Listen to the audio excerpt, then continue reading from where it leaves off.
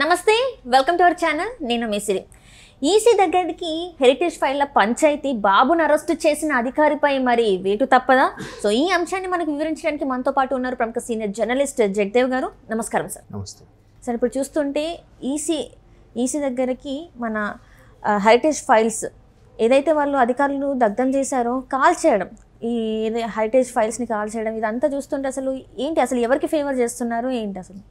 అది ఒకటి, ఈ కాల్చడం ఇవన్నీ చూస్తుంటే ఒకటి ప్రభుత్వం భారీ స్కెచ్ ఏమైనా వేసిందా, లేదంటే అధికారులు భయపడి నెక్స్ట్ ప్రభుత్వం రాదు కాబట్టి మా పరిస్థితి ఏంటని ఇలా చేశారా? మొత్తం మీద అవి టీడీపీ శ్రేణులకు దొరకడము, టీడీపీ ఈ సోషల్ మీడియాకి సంబంధించిన వ్యక్తులకు దొరకడము, అది ఐటీడీపీలో పెట్టడము, హల్చల్ చేయడం చూస్తుంటే దాని మీద ఎంతవరకు కూడా ఎవరు ఖండించలేదు కూడా. అబ్జర్వ్ చేశారా? పోనీ అది కాసేపు ఒక హైడ్రామా అనుకుందాం. హైడ్రామా అనుకుంటే దాన్ని ఈసీ దృష్టికి తీసుకెళ్ళి ఆ హెరిటేజ్ మీరు అన్నట్టు సీఓ ఎవరైతే ఉన్నారో ఆయన ఎందుకు కంప్లైంట్ చేస్తారు? పక్కా ఆధారాలు లేకుండా కంప్లైంట్ చేయలేం, ఎట్లాంటివన్నీ రూమర్స్ పెట్టకుండా అని చెప్పి బయట దోసేస్తారు కదా. సో పక్కా ఆధారాలతో చేశారు అని అంటే దెర్ ఈజ్ సంథింగ్, చాలా ఉంది. సో ఒకవైపు భయం, అధికారులకి భయమైన పట్టుకొని ఉండాలి, సర్వేలు వీటి వల్ల అన్నీ తెలిసి. మరోవైపు అధికార పక్షంలో ఉన్న వాళ్ళు ఏవైనా భారీ స్కెచ్ ఏమైనా వేస్తున్నారా, ఈ దృష్టిని వేరే ఇటు మరల్చి వేరే వైపు తెరవనికి ఇంకేమైనా చేస్తున్నారా అనే డౌట్ అయితే నాకు అనిపిస్తుంది. ఇప్పుడు మొన్న కూడా కాకినాడ పిఠాపురం దగ్గర చూస్తే మనకు దొరికినవి చారణ, బట్ తెర వెనుక బారణ నడిచిపోయిందనేవి నా చాలామంది అభిప్రాయం కూడా కదా. ఎందుకంటే పోలీసులు కూడా నిమ్మక నేరెత్తిన ఉంటున్నారట, చర్యలు తీసుకోవడానికి కూడా ఆలోచిస్తున్నారు. కొన్ని దగ్గరలో మాత్రం చర్యలు తీసుకున్నారట. అదే ఇంతవరకు ఎప్పుడు చర్యలు తీసుకుని పోలీసులు ఈ విధంగా చర్యలు తీసుకుంటున్నారని అనుమానం కూడా వస్తుంది. అంటే ప్రభుత్వం ఆపద్ధర్మ ప్రభుత్వం అయినప్పటికి కూడా ఇదేంటి సడన్గా ఎంత చేంజ్ వచ్చిందా వీళ్ళలో అని కూడా. అంటే ఫస్ట్ నుంచి వెళ్ళి ఎన్నో అయినా కూడా ఒక దగ్గర కూడా కేసు ఫైల్ చేయని వీళ్ళు అధికారులు ఇప్పుడు సడన్ గా ఇలాంటివన్నీ చేస్తుంటే అంటే ఇది ప్లాన్డ్. ఎందుకంటే ఈ అంశం మీద పిఠాపురం వర్మ గారు, ఇప్పుడు పవన్ కళ్యాణ్ గారికి సపోర్ట్గా టీడీపీ అభ్యర్థిగా ఉండాల్సిన వ్యక్తి పవన్ కళ్యాణ్ గారికి సపోర్ట్గా ఆ వర్మ గారు కూడా ఓపెన్గా స్టేట్మెంట్ ఇచ్చారు కదా. సో అందుకు రకరకాల అనుమానాలు తావిస్తుంది. అయితే ఇక్కడ ఇలాగ ఫైల్స్ ఖాళీ తగలబెట్టడం ఈ అంశం చూస్తే అప్పుడు సిఐడి తరపున ఉన్న సంజయ్ రెడ్డి గారి అంశం ఏదైతే ఉందో, అంటే ఇప్పుడు ఇవన్నీ కూడా ఒకదానికోటి లింక్ అండి. ఎలా చంద్రబాబు గారిని అరెస్ట్ చేశారు, పోనీ తప్పు చేశారు అనుకుందాం కాసేపు, తప్పు చేస్తే అరెస్ట్ చేశారు, కానీ అరెస్ట్ చేసే విధానం కరెక్ట్ కాదని దేశవ్యాప్తంగా అందరూ ఖండించారు, పక్కన పెట్టండి. నెంబర్ 2, అక్కడ దీనికి సంబంధించి సుప్రీంకోర్టులో కూడా బెయిల్కి అపీల్ చేస్తే ఇక్కడ నుంచి రాష్ట్రం నుంచి పొన్నవోలు గారు కానీ సంజయ్ రెడ్డి గారు కానీ వెళ్ళి మాకు దీనికి సంబంధించిన కీలకమైన ఆధారాలు రాష్ట్రంలో ఉన్నాయని చెప్పారు. సరే అని వాయిదా వేసింది. సుప్రీంకోర్టు దగ్గరికి వెళ్తే రాష్ట్రాల్లో ఆధారాలు పెట్టుకుని వెళ్తారండి, అన్నీ తీసుకుని వెళ్ళాలి కదా. నెక్స్ట్ మళ్ళీ ఇంకో వాయిదా వేసింది. ఆ వాయిదాకి వెళ్ళినప్పుడు లేదు సిఐడి కోర్టులో ఉన్నాయని చెప్పారు. అంటే ఇట్లా వాయిదాల మీద వాయిదాలు తీసుకుని అతను ఆ కస్టడీని పొడిగించే ప్రయత్నం చేశారు తప్ప అది చేసి ఇది చేసి 52 రోజులకు పొడిగించే ఏదో ఒకటి చేశారు. ఎందుకు? ఎక్యూజ్డ్ 37 అయినా, ఎక్యూజ్డ్ 37. మొదటి 5గురినో 10 మందినో అరెస్ట్ చేయాల్సిన వదిలేసి ఎక్యూజ్డ్ 37 అరెస్ట్ చేస్తే డౌట్ లేనిపోయిన అనుమానాలు రావు, ఖచ్చితంగా వస్తుంది. ఏవైతే ఆధారాలు ఉన్నాయో ఇవన్నీ చూపిస్తే ఇవన్నీ డమ్మీ అని వాళ్ళకి తెలిసిపోతుంది. అందుకే ఆధారాలు చూపించకుండా డ్రాగ్ చేశారు, వాయిదాల మీద వాయిదాలు అడిగారని ఇప్పుడు అర్థమవుతుంది నాకు. ఓకే, నిజంగా ఆధారాలు ఉండి అప్పుడు మీడియాకు చూపించారు కదా పొన్నవోలు గారు, మన ఏడీజీ కదా, advocate general, assistant advocate general, AAG ఆయన చూపించారు. మరి అలా చూపించినప్పుడు కోర్టు కూడా చూపించితే అయ్యేది కదా.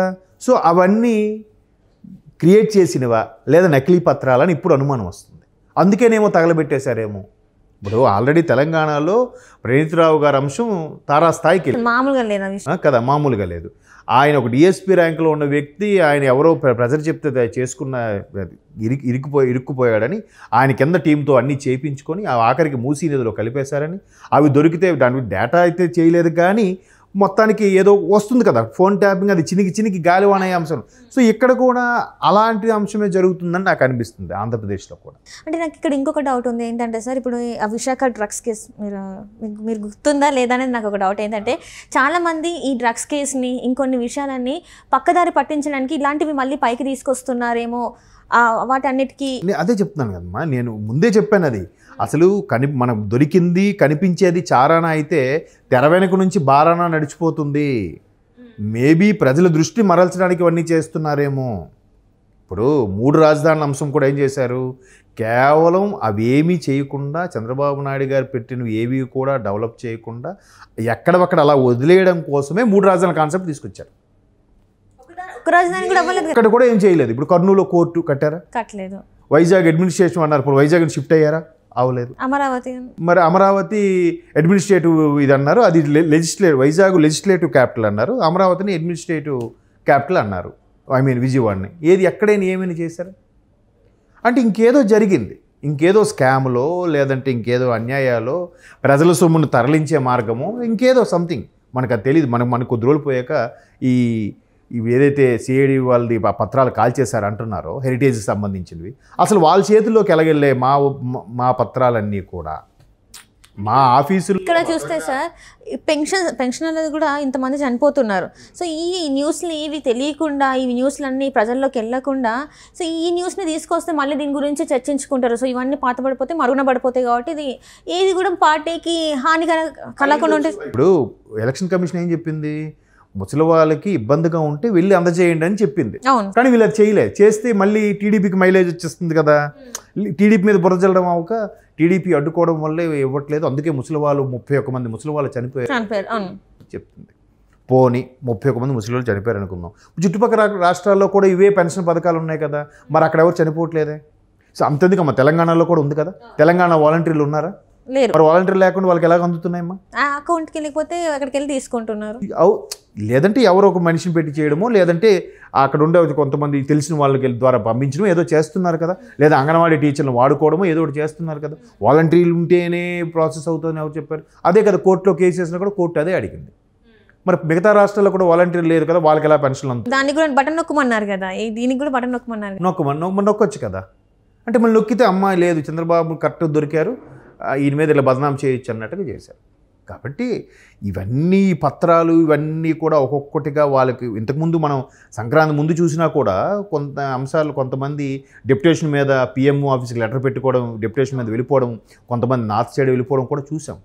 వాళ్ళందరూ ముందుగానే తేరుకొని వెళ్ళిపోతున్నారు, అమ్మో మనం ఇక్కడ ఉంటే రిస్క్ అని. ఇప్పుడు మొన్న ఏమైంది, గుంటూరు రేంజ్ డిఐజీని ఒక ట్రాన్స్ఫర్ చేశారు, తర్వాత చిత్తూరు, అనంతపురం, వీళ్ళందరినీ కూడా నెల్లూరుకు సంబంధించిన వీళ్ళందరినీ కూడా ఒక 6 ఐఏఎస్ని 4 ఐపీఎస్ని కూడా ట్రాన్స్ఫర్ చేసి, అది కూడా వాళ్ళ సామాజిక వర్గం వాళ్ళనే చేశారని కూడా మనకి ఎక్కువ ఫిర్యాదులు అందడం, దాన్ని సుమోటోగా స్వీకరించిన ఎలక్షన్ కమిషను ఎంక్వైరీ చేసింది, చర్యలు తీసుకుంటుంది. 1 by 1 అన్నీ జరుగుతున్నాయి. ఇప్పుడు ఇది కూడా ఏమైనా జరిగితే ఇలాంటి సందర్భంలో ఎలక్షన్ కమిషన్కి ఫుల్ రైట్స్ ఉంటాయి, ఎవ్వడూ ఏమీ చేయలేడు. ఇప్పుడు ఏమవుతుంది అధికార పరిస్థితి ఏంటి? ఒక్కసారి ఎంక్వైరీ మీద వాళ్ళు ఒక్కసారి ఇన్వెస్టిగేషన్ స్టార్ట్ చేస్తే ఎవరు కాల్చారు, ఎవరు కాల్చమన్నారు ఏంటి, మొత్తం తీగలాగితే డొంకంతా కదులుతుంది.